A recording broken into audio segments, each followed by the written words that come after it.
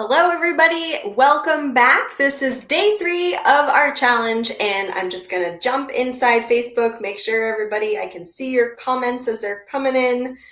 There we are. Okay, good. So today I'm very excited because we have a special guest who's going to be coming on in just a little bit. But before we do invite him in, I want to just cover a couple of different basics.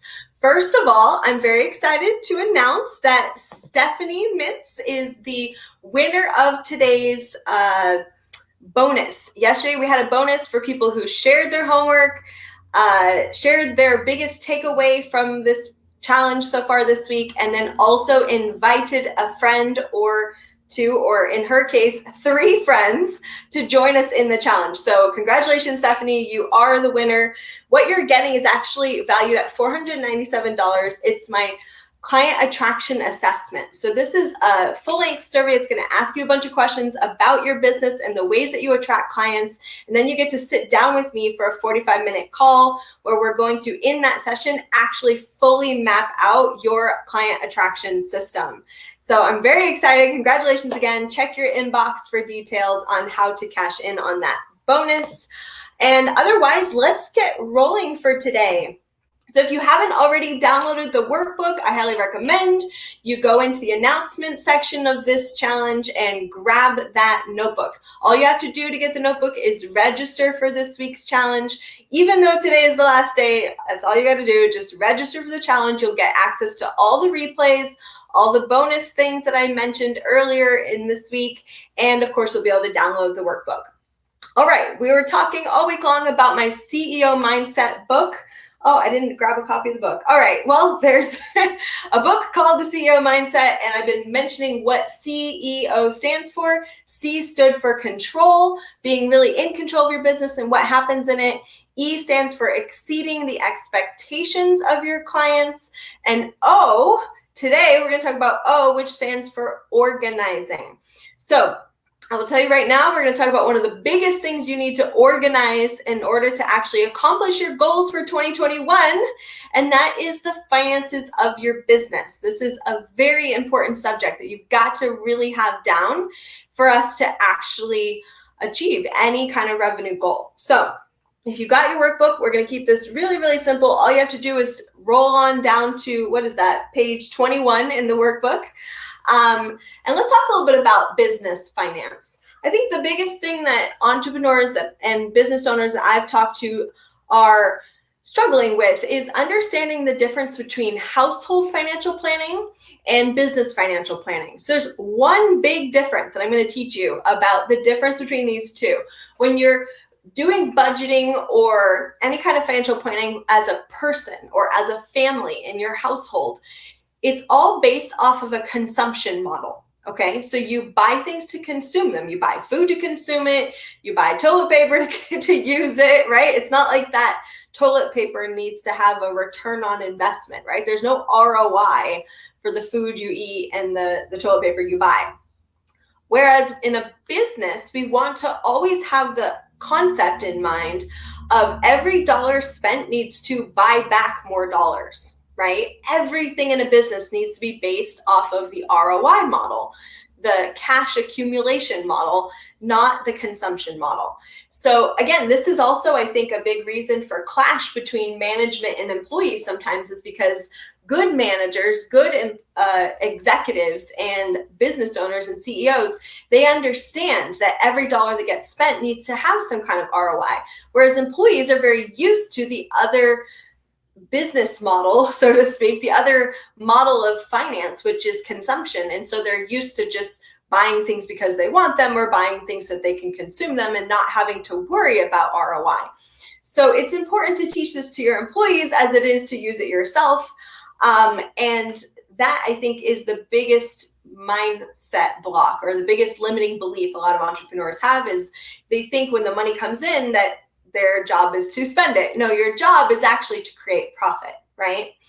And sometimes we want to mitigate that, right? We don't want to have so much profit that we're getting hugely taxed. So I'll talk about that in a little bit. And along with my special guest speaker, we're going to talk about that a little bit. But I think this is the very first step. So it's just recognizing that every dollar you spend needs to have return on investment of some kind. Even if you're spending it on staff benefits, let's think about that for a minute. If you're spending money on dental for your staff, right, or for yourself, where is the ROI in that? Well, it's pretty obvious if you think about it for a minute, because if you didn't have benefits, you would not be able to attract possibly the type of people you want to work with, right? So having a nice benefits package, having higher being competitive with your salary and things like that, those all contribute to you being able to attract the kind of team you need and want in order to be able to provide excellent service for your clients and make the kind of workplace environment that you want to live in, right? That you want to work in. So these are all very important. All right, now let's talk about how we're going to use what we learned today in this training to actually achieve the goals that you set for 2021. Because that's the whole point of Reignite, right? The whole point of this event this week is let's light a fire, but let's also get strategic and figure out how are we actually still going to hit every single target, every single goal that we set for 2021. So I know on day one, you made a big list of all of the goals you still have for this year. And I want you to look those over now and see which ones are revenue targets, right? I always say revenue is a target, it's not a goal. A goal is something you want to accomplish with money, but we still need to set revenue targets, right? So the very first step of accomplishing those revenue targets is to do income planning.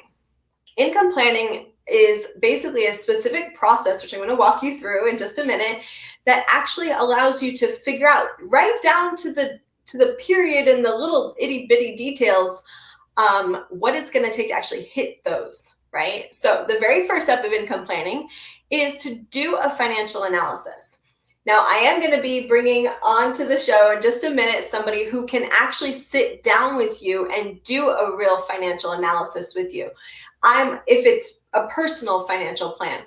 If you want a financial analysis for your business, you're much more likely going to go with a business consultant than you are a financial planner, unless that financial planner happens to be someone who specializes in working with business owners. And here's why. Most traditional financial planners are going to give you advice that's actually not in your best interest as a business owner. I've seen it time and time again. Business owners who have 401ks or business owners who are like investing a lot of money into their Roth IRA, even though they want to retire early. That's a silly strategy, guys, because you can't pull money out of your Roth or your IRA or your 401k before the age 65, or was it 59 and a half? Thank you, Ben. Right? But if you want to retire in your 40s, don't dump all that money into a retirement plan that's going to hold your money captive. Instead, we want to build up your business or find one of the 5 retirement strategies that I talk about on my podcast that are only available to business owners. So with that in mind, let's take a look at how we actually do income planning for business owners specifically, right? This does not apply if you're an employee somewhere. The first step is make a list of all the potential sources of future income. So this might be different products or services that you offer. Maybe you have investments that you made that are kind of return. We really want to nail this down to not just the broad generality of my business should make money this week, right? But instead, like exactly what areas of your business, or maybe there's particular clients in your pipeline. You have like a list of prospects that you're working on, doing proposals to or whatnot, right? So let's get really specific. The very first step here is name it out. Name out exactly where that income is going to come from. And if you can't name it out, then right away as a business consultant, I know that your marketing system is broken, because the marketing system should be a clockwork system that turns people who have a need into someone who wants what you provide, right? So if you're not getting any leads, if you don't have anybody in your pipeline, you don't have anyone who's expressing interest and saying that they want what you have, then we've got a broken marketing system. Does that make sense? And that's what you might want to rewatch yesterday's replay a couple of times and really start nailing down what is my marketing strategy going to be, so you can have control over it, right? Control being the very first step of the CEO mindset.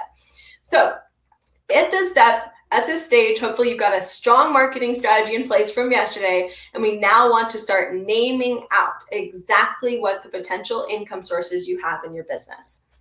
The next step then is do the math. Take a look at the last, 5 or 6 or 10 clients that you got who paid you, and figure out, where did they come from, right? How many phone calls did it take to get one person on the phone? How many email blasts did you have to send out before one person responded? And at this point, it's literally just math, right? We're just doing calculations to get a rough estimate of the amount of effort it will take to actually close the amount of money that you want to make this week. So if you have a nice big team and they're all working on things, we want to have every single member of that team should have a graph or some kind of tracking system that shows like how many calls they made or how many emails they made or something of that nature, so we can actually know how many calls does it take to land a client, right? Or if you're using email marketing, how many emails does it take to land a client? So that's where keeping the data in your business top of mind is really, really helpful. And it really, again, it puts it so much more in your own control, okay?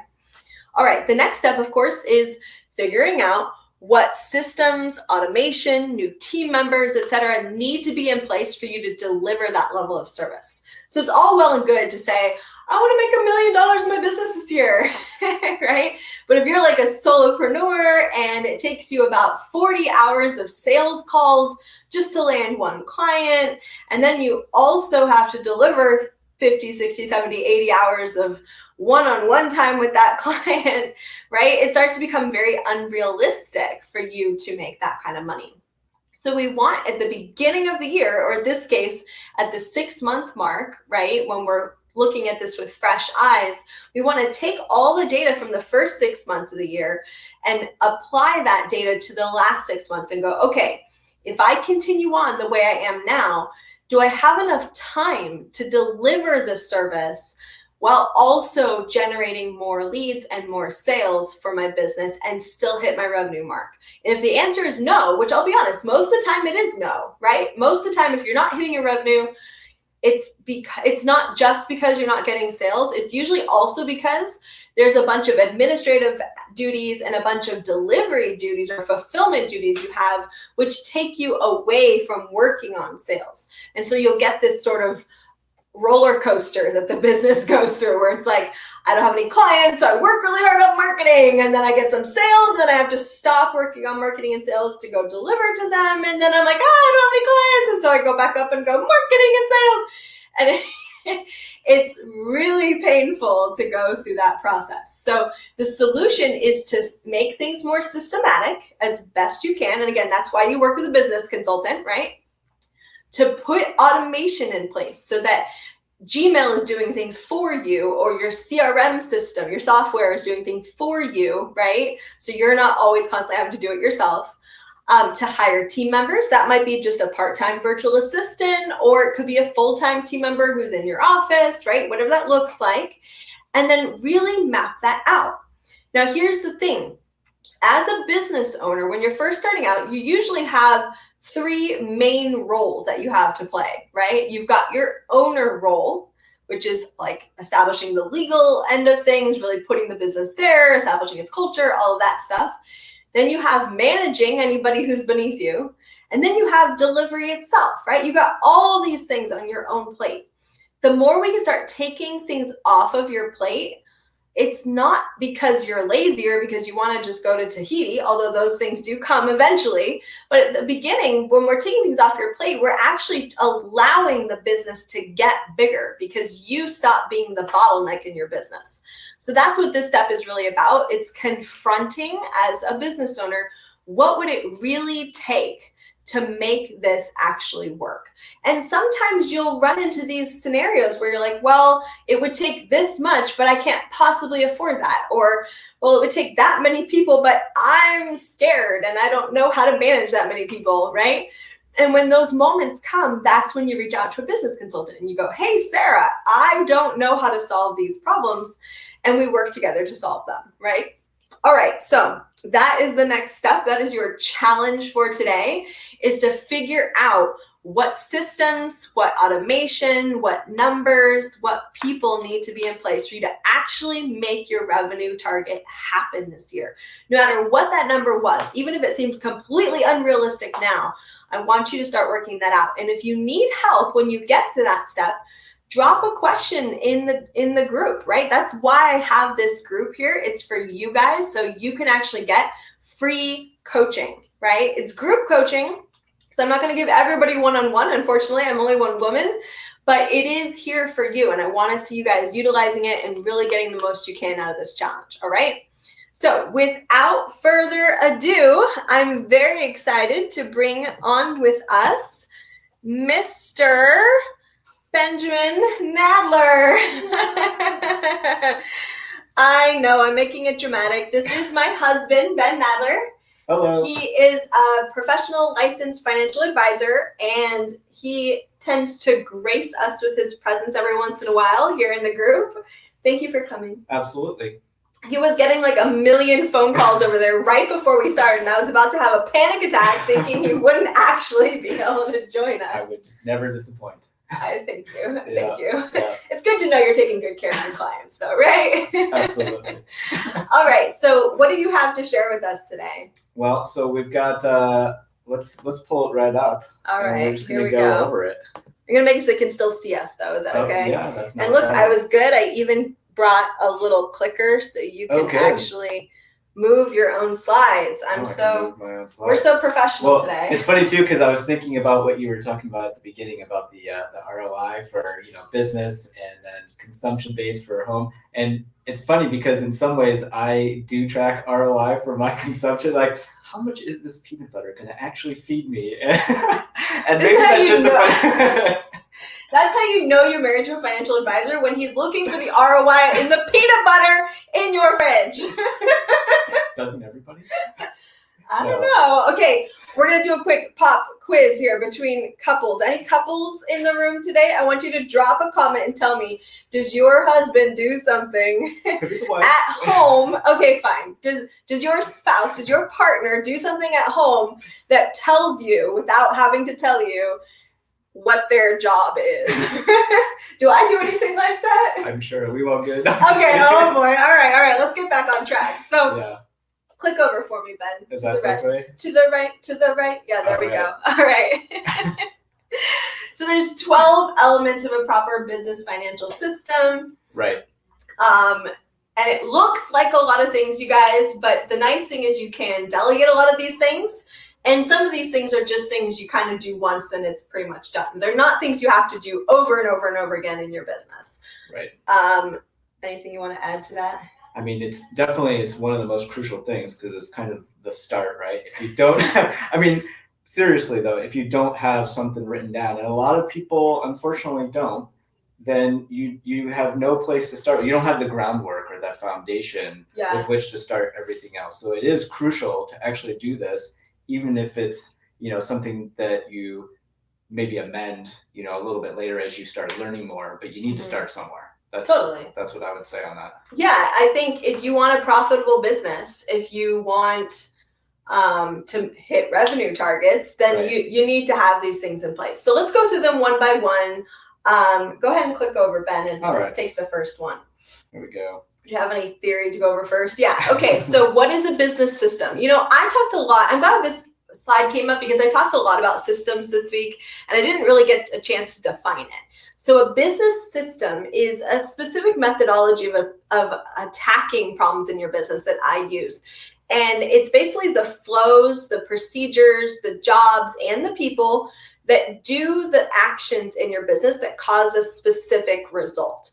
So at the end of the day, right, what is the end result of your marketing system? Your marketing system should give you hot leads, people who've expressed interest in your services and they want it now, right? So if your marketing system isn't spitting out hot leads, then your marketing system is broken, right? This is really a new approach to business that most people don't think with. And coming back to the financial system, well, if you click over, I think I've got a good definition of it, hopefully. Nope, I don't. All right. Over to you, Ben. What is the financial system supposed to accomplish?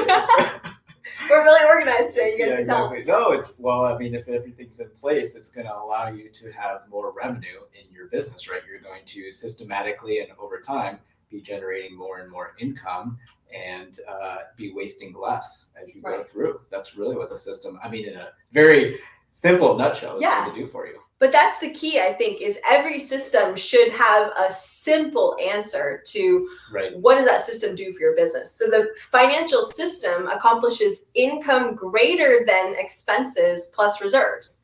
So if you aren't able to put money away every month, if you don't have profit every month, then there's something broken about your financial system. So we're going to teach you the exact 12 things that go into the financial system. All right, the first step is money mindset. I think, Ben, for the sake of time, we're gonna have to skip over part 1 today. All right. Sorry, guys. The part 1 will be inside our financial grip system. The financial grip system program that we're gonna be talking about in a little bit, it will be inside there. So if you guys wanna get access to that, we'll show you how you can get access to it afterwards. We're gonna skip over money mindset. So just fly through these slides for a minute. Go through these. Boom, boom, boom, boom, till you hit the part 2. All right. Perfect. Sorry, guys. I know it sucks, but we're getting a little bit low on time here. Okay. All right. Good. The written plan. Let's talk about how to actually implement these 12 parts. Next slide. Yep. All right. So let's put him on the spot. Ben, why do we need a written plan? Well, first off, if it's not written down, if it's just in your head, you're likely going to forget some of those things. Sure. I have that problem. I have a daily battle plan of things I need to accomplish and things I want to work on. And if I don't write them down, I tend to forget them, or I get distracted with something else that reminds me, like, oh, I need to focus on things. So if I have this actual written plan, it's concise, it's simple, easy to read. I can verify with it that I'm on track with what I'm doing with it. I can also, as needed, show somebody else that might be helping me out financially very quickly and easily what I'm kind of operating off of. So it can help in multiple fronts. Yeah, I think it helps with coordination as well between the team, right? Like, I've seen some of the financial plans that you write. They've got different sections. Do you want to just in brief talk about some of those sections? Some of them are as simple as, like you got your emergency fund, you're going to have retirement, you're going to have things for even like end of life, like, your will and trust, things like that. And there's like a host of other things, but there's several different sections to those financial plans. Right. Yeah. And I think one of the first sections of the financial plans that he writes, it's always about being cash positive, right? So of course, as a business, if you're not cash positive, it's like nothing else really matters at the end of the day from a financial perspective. That's the very first thing you always have to tackle with any company is it running in the red or is it running in the black, right? So the written financial plan is simply the steps that we're taking collaboratively to get the person or to get the business to the financial state it needs to be in. That's a very stable, happy, healthy state to be in. Right. And so if there isn't a written plan, then people tend to kind of veer off onto problems because, we all have brush fires as business owners, as entrepreneurs. We're just like brush fire after brush fire after brush fire. Right. And if you don't have a plan that's kind of like drawing you along and keeping you on the straight path, you're going to do what I call the brush fire 2-step, where you just kind of like turn in circles and like one way or the other way, and then you never made any forward progress all year long. So I think that's really, don't you think that's also another reason why it's so important? It definitely does. It keeps you on track. It keeps you, it gives you that guideline, and it kind of gives you the railings, right? Like you're walking down a path, you've got the boundaries, and it's keeping you kind of in. Yeah, totally. Yep. All right, let's do the next one. All right, here we go. Budgeting. Oh, okay. So on the screen, people can see the financial grip system. Can you describe what that system is? What does it do for people? Well, the financial grip system is... By the way, he's the inventor of the financial grip system. That's why I'm asking. Really what it's...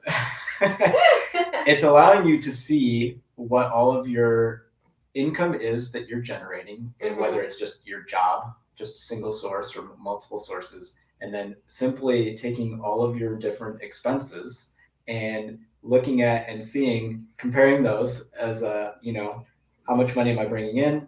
How much are my bills? And can I cover them as like a first step, right? Like just finding out whether you have enough to cover your day-to-day needs, right? And then you can, have systems set up in place so that you never, fall away from being able to meet your different financial needs, so that you're always, in basically cash positive, even Right. in the household sense, right? It's a little bit different when you're talking about a household than a business, but it's still obviously important to not be going into debt. And this system allows you to, like, if you are in debt, rapidly get out of it. And two, once you are out, how to then start saving and continuously paying for all those bills and not ever falling behind in the future. Cool. Yeah. So I think one of the biggest mistakes I see business owners make when it comes to having a budget is not knowing off the top of their head what their make break point is. So make break point is that number in your head of, I have to make this much just to keep the lights on, have the bills be paid, be able to pay for marketing, be able to pay my staff, right? Usually they either don't know their make break point at all, or they're underestimating their make break point, meaning they're considering the make break point to be just like, well, nobody's attacking me for not paying that bill this week. Right. That's not a make break point. Like if you have vendors going back 2 years who you haven't paid and they're now like suing you, you obviously have something wrong with the number in your head in regards to what your make break point is, right?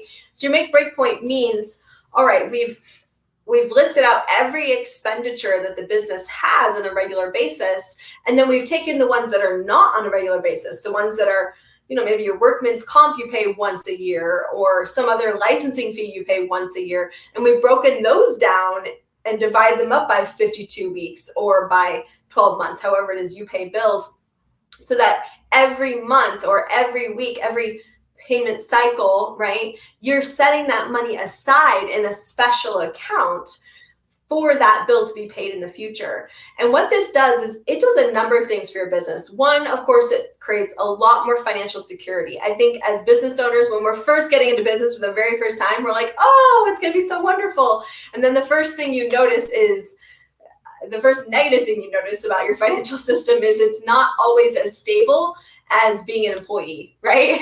And so you're like, wow, actually, this is kind of sucks. And so the financial grip system puts that stability back in place to a large degree, so that bills are being paid regularly and you don't have to panic all the time when that sudden annual bill comes up, right? The other thing that this does for you is if you have any kind of seasonal aspect to the work that you do. So maybe you're a seasonal worker, or a wedding designer. I did the wedding industry for a long time. There's like definitely a seasonal aspect to that. A lot of healthcare practitioners have a seasonal aspect, right? Because there's cold season, and then there's, if you're a veterinarian, there's like birthing season, right? So it really depends on what industry you're in. But if you have anything seasonal about your business, then there's certain months that are always going to be really great. And then there's certain months and you're pretty much always going to struggle. And really putting a good marketing system in place can help with that and kind of even it out so it's not quite so much a struggle. But at the end of the day, there's a seasonal aspect, then we better have the financial grip system in place, setting aside money in the months that are good towards that little more lean season. Do you have anything to add to that?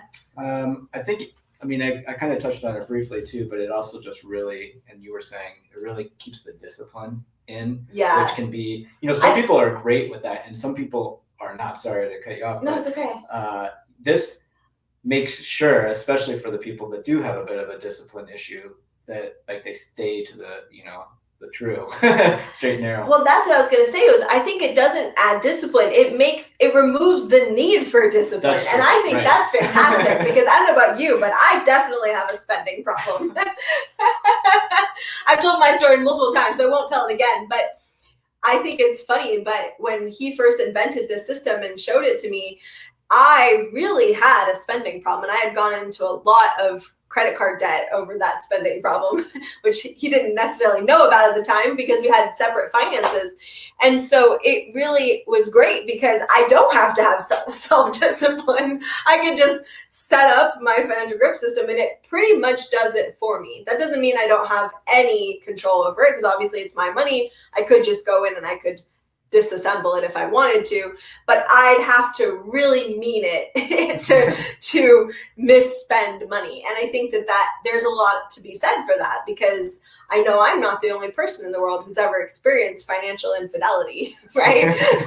So it's important, I think, to have a system in place to help bolster your own abilities, right? And complement you where you're maybe weak. So there you go. Let's move on. All right, we're moving on. She's like, I don't want to talk about that. I don't want to talk about that anymore. All right, let's talk about policies and procedures. So any area of your business can benefit from putting things in writing. The way things are done, the way the phone should be answered, the way that clients should be treated, all of those things can benefit from being put in writing for future training. And also just to remember, sometimes you need to, right, motivate yourself again to go, what was working back when we were doing well, because things aren't working now, and do some kind of comparison so you can get back to the successful actions you had. The same applies, I think, to Absolutely. the financial area. Everything, right, Ben, from like purchasing policies. If your Sure. company doesn't have a purchasing policy, then pretty much anybody can just go spend Right. in your name. Yeah, and then you're wondering, well, I didn't really want them to buy a new computer monitor. It works totally fine. And Right. maybe you find out that they did need it, but you'll know about it, or whoever needs to delegate that. Maybe it's not you, but it's an office manager or whatever it is. Yeah. Allows you to do that. Or you have a system in place for like a date line for paying bills. And you're like, Right. well, this is how we pay bills in this company. Right. If you have it written down as how you do it, everybody knows this is how we pay those bills, which is like, well, we got 5 bills in this week. We can cover 3 of them. Which ones do we pay? You know, Right. whatever, right? Right. You know, it just gives an exact system of how to do that. Yeah, so smart. And again, even if you're a solopreneur, if you don't have anybody working in your business, the moment you get ready to hire that first virtual assistant or hire that first team member, you want to start putting policies and procedures in place. So I always recommend that as time goes on, when you see a really successful action, write it down, even if you're the only one working your business, because hopefully someday you won't be the only one. And it's really difficult when you start hitting that ceiling and you're like, I can't get any bigger. I need to hire. That moment, you're going to be very stressed out and very overworked and very overwhelmed. Also trying to hire, read applications, do job interviews. You're not going to have the time in that moment to put together a whole policy and procedure manual, right? But if you've been bit and piecing it all along as you built your business, and every once in a while taking the moment to write a little policy about how you did that thing, then when you go to hire, you've at least got a hodgepodge of policies that you could kind of like staple together and give to the person as sort of a makeshift until you're ready to actually sit down and create job description manuals and things like that, right? Inside, by the way, inside my Inner Circle program, we have a whole section on how to hire, how to train, how to create job descriptions, and we have job description manual templates and things like that.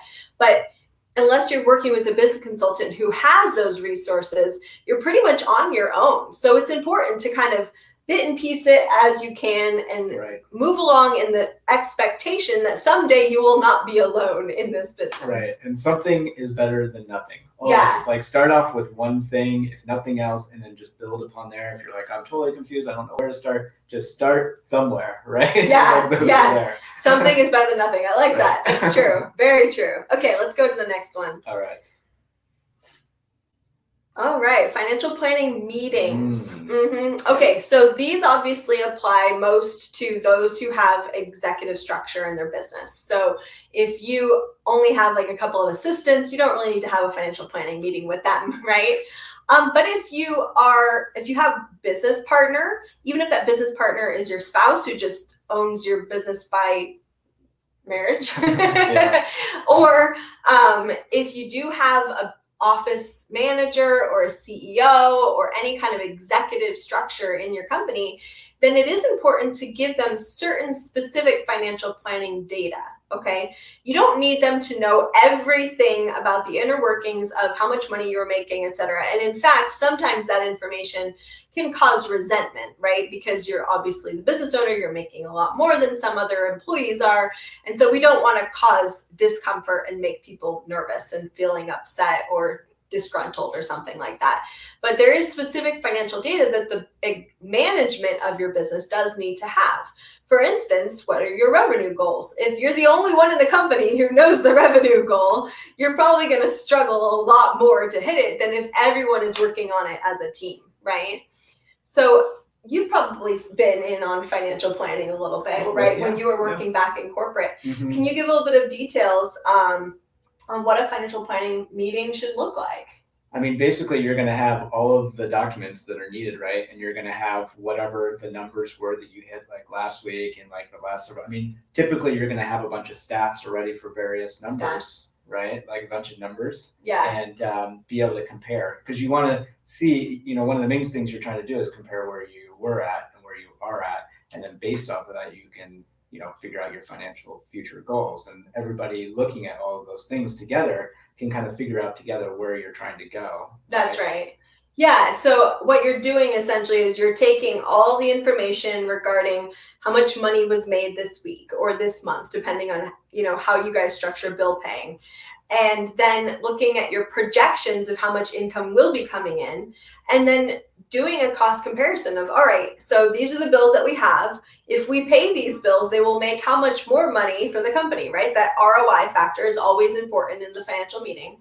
And then the advantage to having your managers and even middle managers in on that meeting is that they are supposed to come and present what funds they want to be brought down to their area of the company and actually take a moment to tell you what the ROI for that will be. So they're going, hey, we really want to buy a new printer or something. Okay, good. They shouldn't just come to you and say, hey, I want to buy a new printer.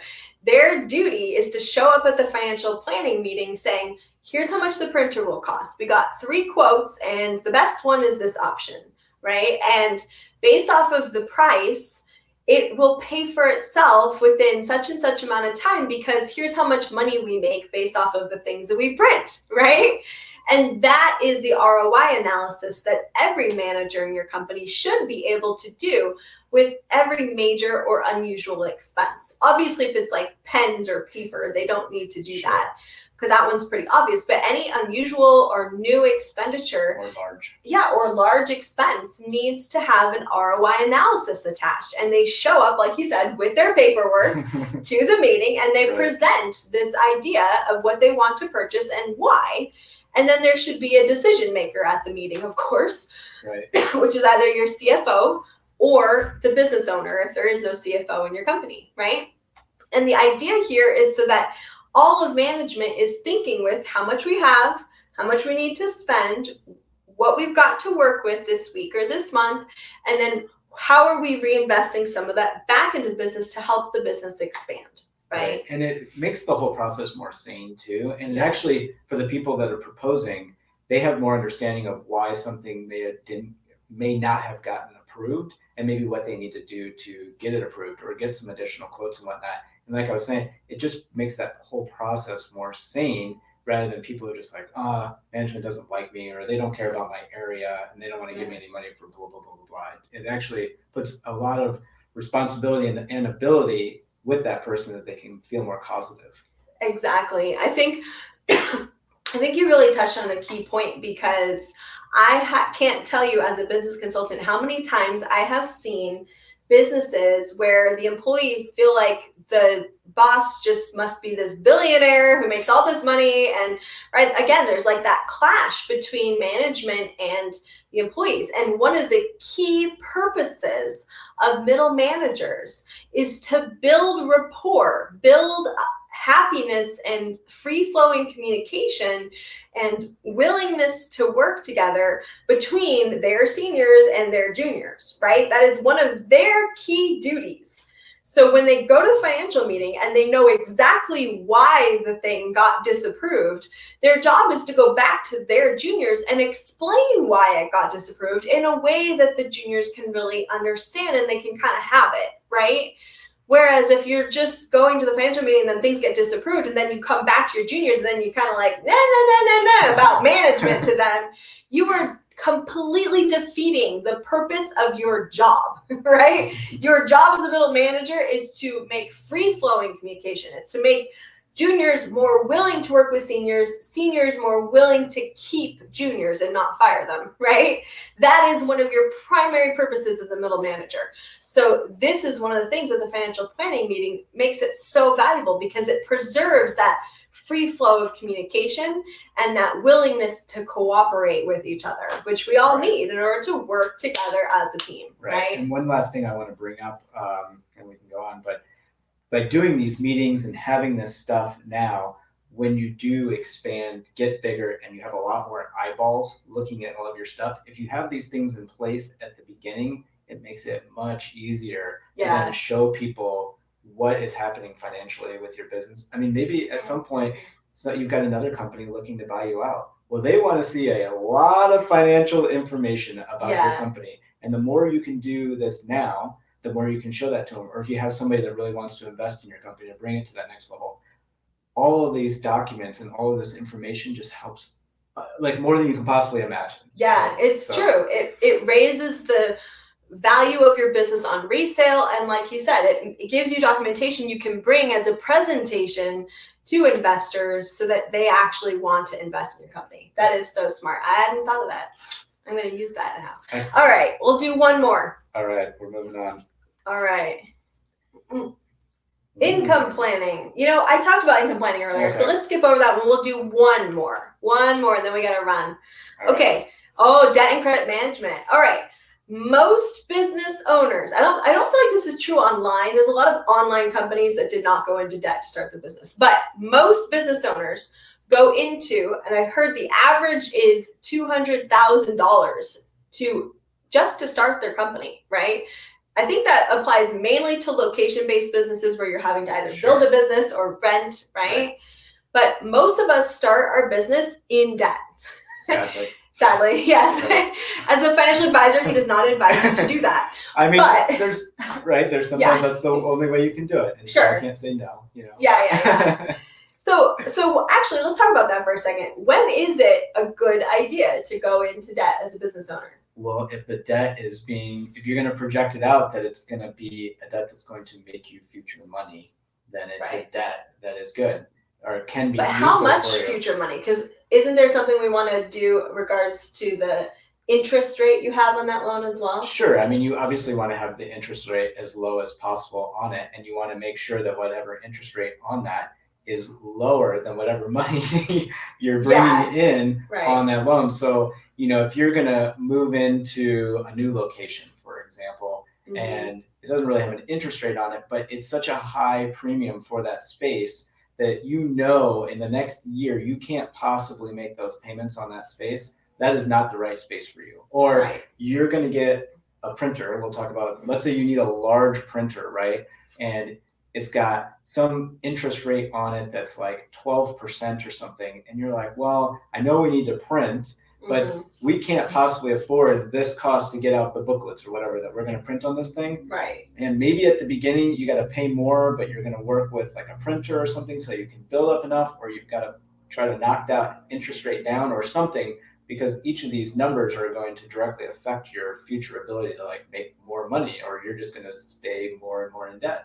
Yeah, good point. So as an example, one of my clients recently, months ago now, but she was using one of the rooms in her office space for storage and only seeing clients in the other room. And she was really struggling with profitability every single month. It was like, oh, we're profitable. Next month, oh, we're not. Oh, we're profitable by $5. Oh, we're not again. And it was really just a struggle all the time. So I finally went, look, we've pushed expenses as far down as we can. We've talked about your sales strategy and we pushed that up as far as we can. We need to start talking about what else you can offer people or figuring out your schedule so you can see more clients. And she didn't want to extend her schedule, which I'm never going to ask a business owner to extend their schedule unless they actually want to, right? So that wasn't a viable solution. So finally I asked her, what about your office space? Is it possible for you to see 2 clients, right? Like have one in each office, and then you pop in there, do something with them, and then while they're working on their testing, while they're working on their next thing, get on to the next one. Based off of the nature of the work she does, it was possible, but she would have had to invest $30,000 into renovating that space and putting the equipment in place for it to actually work with clients in that room and not just use it for storage. And so I was like, and to her, $30,000 was like, yeah, I don't have that. And that seemed like a very large number. But as a business consultant, I went, wait a minute. Every single month you make more than $30,000. Now, granted, very little of that was profit, but if with one room she was making more than $30,000 per month, then by adding a second room, it wasn't going to double because she's still only one person, right? So it probably would have 1.5 times her productivity. But even if we did 1.5 times, that means that that second office would probably pay for itself within 2 months. Right? Now, obviously, profitability wise, we still had to do some math because that's just rough numbers off the top of my head. But I pointed that out to her. And again, she had never thought of that before. So this is what I'm saying when I say working with a professional on debt and credit management. It doesn't necessarily mean working with a professional to file bankruptcy, like working with a professional to, what's the word? Negotiate your loan or something. That's not what I'm talking about. I'm talking about working with a professional, either a business consultant or a financial advisor, to look for points where the ROI might exceed the cost of investing in that thing and its interest, right? So sure, there's going to be interest on the $30,000 loan she had to make. And because of the lack of profitability, it was going to take, when we did the math, it was going to take more than 2 months. It was actually going to take almost a year for her to pay that loan back. But during that whole year, right, she's able to see more people. And so she's able to actually make the business make more money. And even though that money, some of it was going back into that loan, that also we made room in that calculation for a lot more profit.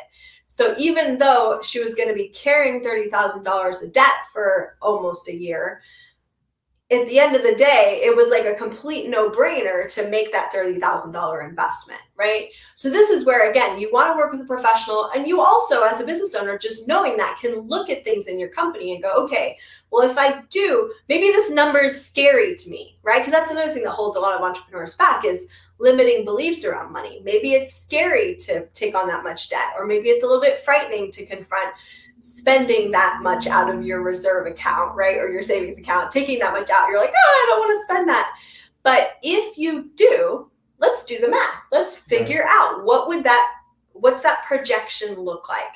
And sometimes it can be a really exciting journey that you're about to embark on. So that's what we mean when we say debt and credit management for a business. It's really taking a look at things like, am I spending the money? Am I reinvesting the money back in my business the right way? And then, of course, you have more traditional things, right, Ben? Like, am I paying the right credit card first? Paying the right credit card. Am I saving money in the right way? Am I looking at my future retirement stuff in the proper manner? Or is there better ways to do that? There's a host of different things, a million different ways that you can look at it. But yeah, absolutely. Yeah. Cool. Okay, good. Well, unfortunately, we're running out of time, so we're going to pause here. But there is one other thing I wanted to go over with all of you, and that is actually the new program that Ben and I are doing. So let me just pop this up here on the screen so you guys can see it. The Financial Grip Journey is a new coaching program that Ben and I have decided to partner on. If you're a business owner, which of course everyone here is, you will be getting financial coaching from me in order to actually implement the strategies and systems that he uses in your business. And then he's going to be working with you more on the personal end to do personal financial planning.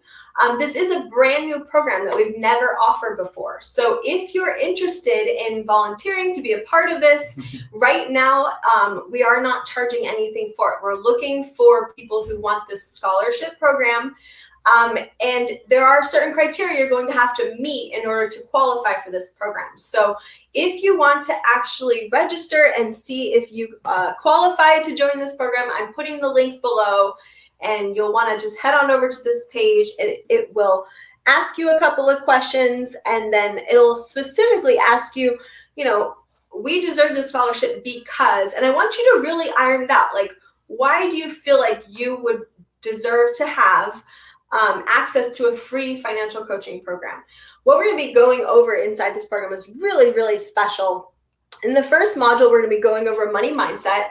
A lot of the stuff that I wanted to share earlier that we kind of ran out of time to cover, but it's going to be really exciting. We're talking about past failure patterns that you've had, really restoring your innate ability to be cause over the money that you attract in the universe, and then talking about the different attitudes you have towards money and really helping you to uplift so that you can have an abundance mindset.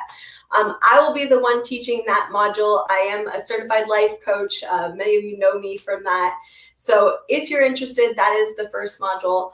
The second module is going to be talking about the financial grip system. This is where Ben comes in play. We're going to help you put together a personal financial budget for your household and also a budget for your business. That will be my end of it. And really make it a budget you can actually stick to. I think that's really the most valuable part of module 2. Right. And if you are married or in a long-term relationship, we're also going to be doing a little bit of work with you around how to really structure your household and make it so that both of you are working well together on the subject of money, because we've noticed as we work with couples that sometimes money can become a hot topic between couples. So we're going to help you with that a little bit. Yeah. Module 3, we're going to talk about the 9 elements of an ideal financial plan, the different things that need to be in place for your financial plan. We're going to actually create, or Ben is going to create, an actual written financial plan for you and your family. Okay.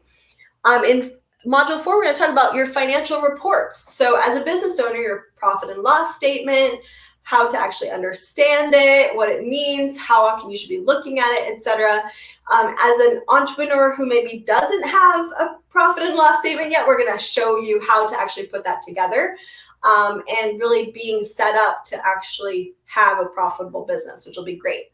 Module 5, we're going to talk about building and protecting your family's future. So again, if you are single and don't have a spouse, don't have any kids, then we probably won't need this module. But if you have kids, are married, own a home, or anything like that, there are certain things that you need to have in place to protect your family, to protect your home, and really make sure everything turns out okay in the end, no matter what goes on in the crazy world out there. So we're going to talk about that in that module and really help you set those things up. Like I said, we are planning to charge $1,997, close to $2,000 US dollars for this program. But right now, we're just looking for people to pilot it with us.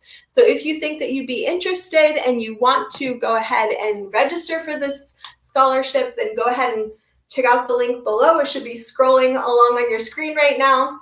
And do you have anything to add? I'm just really excited to work with people and see how we can help them. I mean, finances are the biggest ruin or thing that makes people often the most unhappy, whether they want to admit it or not. It's stressful, and it's whatever, if it's with the family or it's just personally, and being able to help them with that is just it's so much fun to see where we start and then they're like, oh my God, it's not actually that bad, or life isn't terrible or whatnot, because people just have so much wrapped in finances. So I'm really excited to work with people on this. Yeah, I'm really grateful that you're doing this with me, honestly. His clients have wonderful things to say about him. You can check him out on Google, and he's got some cool Google reviews on there. But we've never done a program together before. It's going to be really fun. It's going to be very uplifting. And like I said, honestly, it's going to set you and your family up for life financially. So if you qualify, I highly recommend you carve out the time and join us. It's going to be really, really fun, like I said, and we can't wait to see you there. Yeah. Fantastic. All right. Thanks, guys. See you next time. Bye. Bye.